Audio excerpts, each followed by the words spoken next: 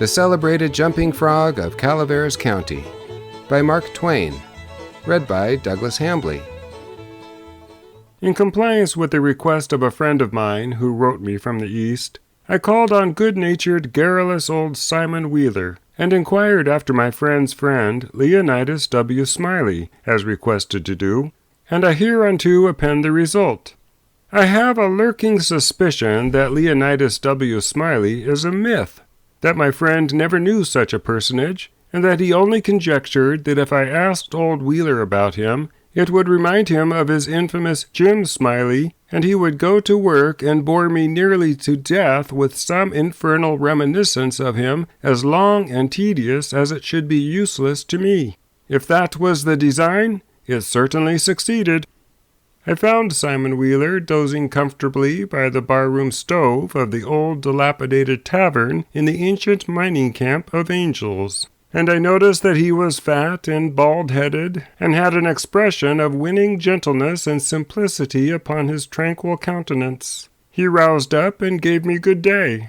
I told him a friend of mine had commissioned me to make some inquiries about a cherished companion of his boyhood named Leonidas W. Smiley, Reverend Leonidas W. Smiley, a young minister of the gospel who he had heard was at one time a resident of Angel's Camp. I added that if Mr. Wheeler could tell me anything about this Reverend Leonidas W. Smiley, I would feel under many obligations to him. Simon Wheeler backed me into a corner and blockaded me there with his chair, and then sat me down and reeled off the monotonous narrative which follows this paragraph. He never smiled, he never frowned, he never changed his voice from the gentle flowing key to which he tuned the initial sentence. He never betrayed the slightest suspicion of enthusiasm. But all through the interminable narrative, there ran a vein of impressive earnestness and sincerity, which showed me plainly that, so far from his imagining that there was anything ridiculous or funny about his story, he regarded it as a really important matter, and admired its two heroes as men of transcendent genius in finesse. To me, the spectacle of a man drifting serenely along through such a queer yarn without ever smiling was exquisitely absurd. As I said before, I asked him to tell me what he knew of Reverend Leonidas W. Smiley, and he replied as follows. I let him go on in his own way, and never interrupted him once. There was a feller here once by the name of Jim Smiley in the winter of '49, or maybe it was the spring of '50. I don't recollect exactly somehow, though what makes me think it was one or the other is because I remember the big flume wasn't finished when he first came to the camp. But anyway, he was the curiousest man about always betting on anything that turned up you ever see, if he could get anybody to bet on the other side, and if he couldn't, he'd change sides. Any way that suited the other man would suit him. Anyway, just so's he got a bet, he was satisfied. But still he was lucky, uncommon lucky. He most always come out a winner. He was always ready and layin' for a chance. There couldn't be no solitary thing mentioned but that feller had offered a bet on it, and take any side you please, as I was just tellin' you. If there was a horse race, you'd find him flush, or you'd find him busted at the end of it. If there was a dog fight, he'd bet on it. If there was a cat fight, he'd bet on it. If there was a chicken fight, he'd bet on it. Why, if there was two birds sittin' on a fence, he would bet you which one would fly first. Or if there was a camp meeting, he would be there regular to bet on Parson Walker, which he judged to be the best exhorter about here, and so he was, too, and a good man.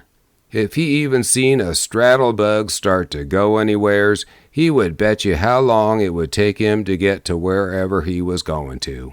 And if you took him up, he would foller that straddle-bug to Mexico, but what he would find out where he was bound for and how long he was on the road. Lots of boys here has seen that Smiley, and can tell you about him. Why, it never made no difference to him. He would bet on anything. The dangdest feller. Parson Walker's wife laid very sick once for a good while, and it seemed as if they warn't going to save her.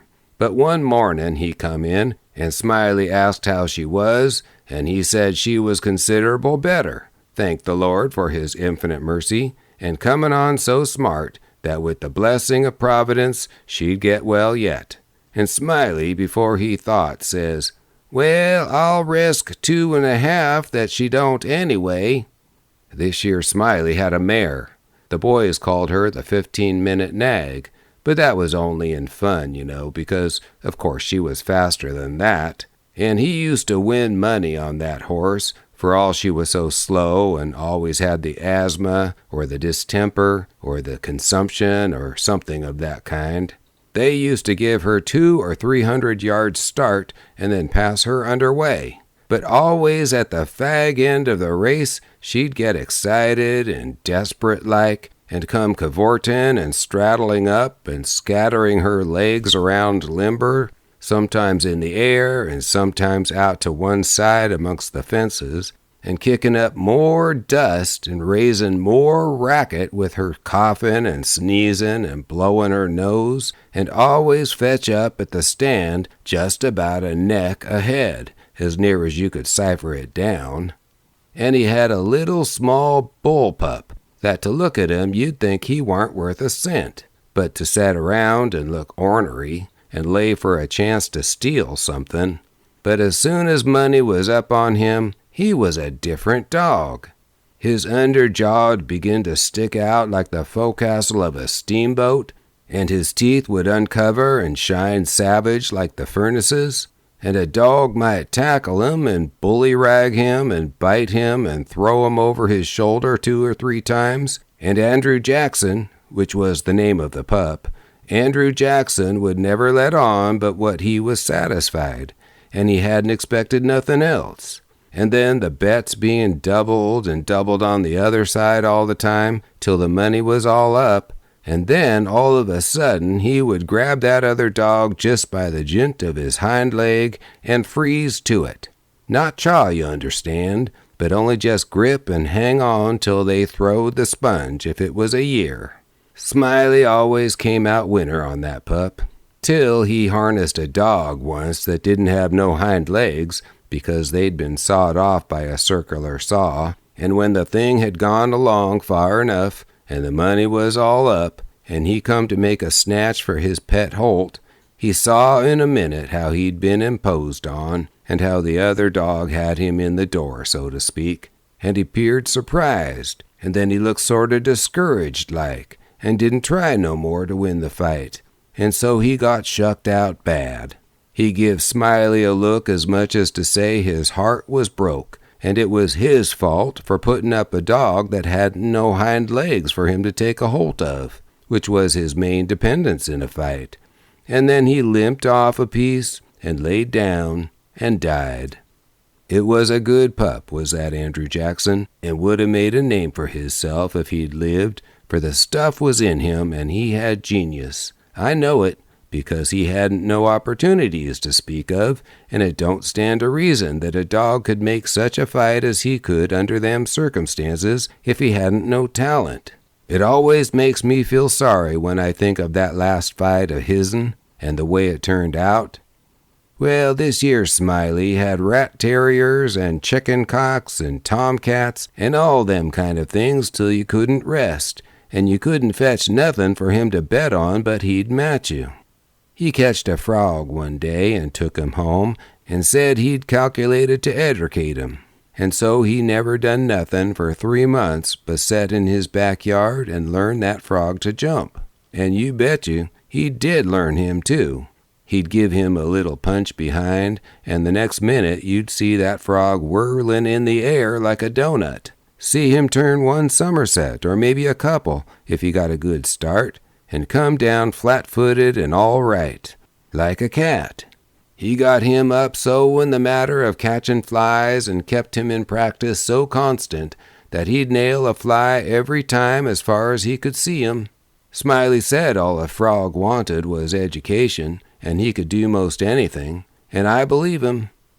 Why, I've seen him set Daniel Webster down here on this floor, Daniel Webster was the name of the frog, and sing out, "Flies, Daniel, flies," and quicker'n you could wink, he'd spring straight up and snake a fly off'n the counter there, and flop down on the floor again as solid as a gob of mud, and fall to scratching the side of his head with his hind foot, as indifferent as if he hadn't no idea he'd been doing any more'n any frog might do. You never see a frog so modest and straightforward as he was, for all he was so gifted. And when it come to fair and square jumping on a dead level, he could get over more ground at one straddle than any animal of his breed you ever see. Jumping on a dead level was his strong suit, you understand, and when it come to that, Smiley would ante up money on him as long as he had a red. Smiley was monstrous proud of his frog, and might he well be, for fellers that had traveled and been everywheres all said he laid over any frog that ever they see. Well, Smiley kept a little beast in a little lattice box, and he used to fetch him downtown sometimes and lay for a bet. One day a feller, a stranger in the camp he was, come across him with his box and says, "What might it be that you've got in the box?" And Smiley says, sorta indifferent like, "It might be a parrot, or it might be a canary, maybe, but it ain't. It's only just a frog." And the feller took it and looked at it careful and turned it around this way and that and says, "So 'tis. Well, what's he good for?" "Well," says Smiley, easy and careless, "he's good enough for one thing, I should judge. He can outjump any frog in Calaveras County." The feller took the box again and took another long, particular look and give it back to Smiley and says, very deliberate, "Well, I don't see no points about that frog that's any better'n any other frog." "Maybe you don't," Smiley says. "Maybe you understand frogs, and maybe you don't understand 'em. Maybe you've had experience, or maybe you ain't only a amateur, as it were.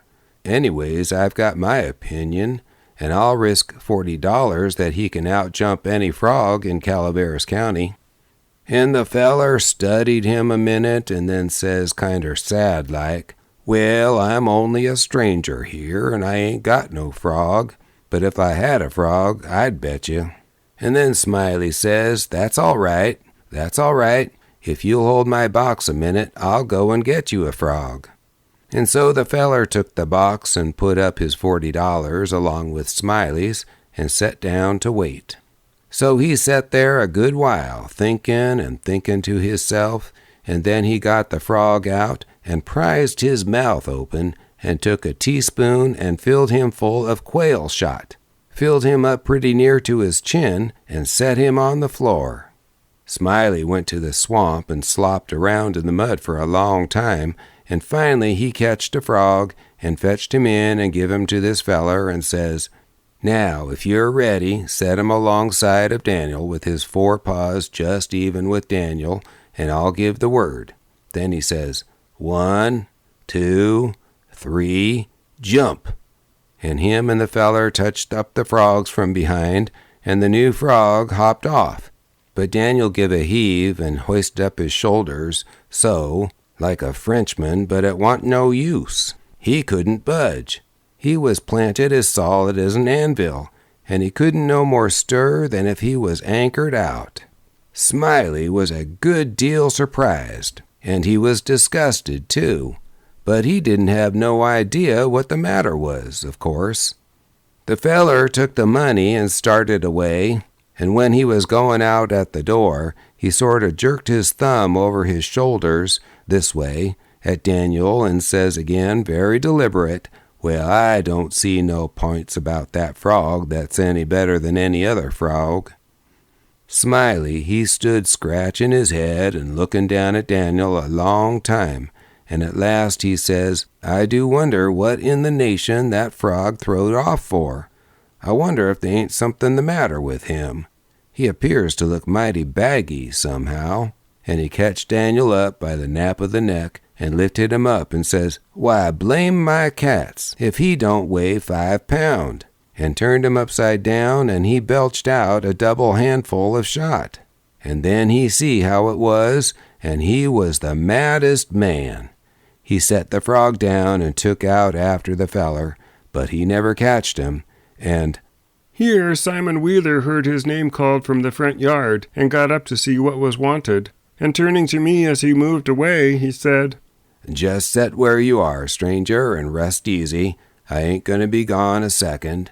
But by your leave, I did not think that a continuation of the history of the enterprising vagabond Jim Smiley would be likely to afford me much information concerning the Reverend Leonidas W. Smiley, and so I started away.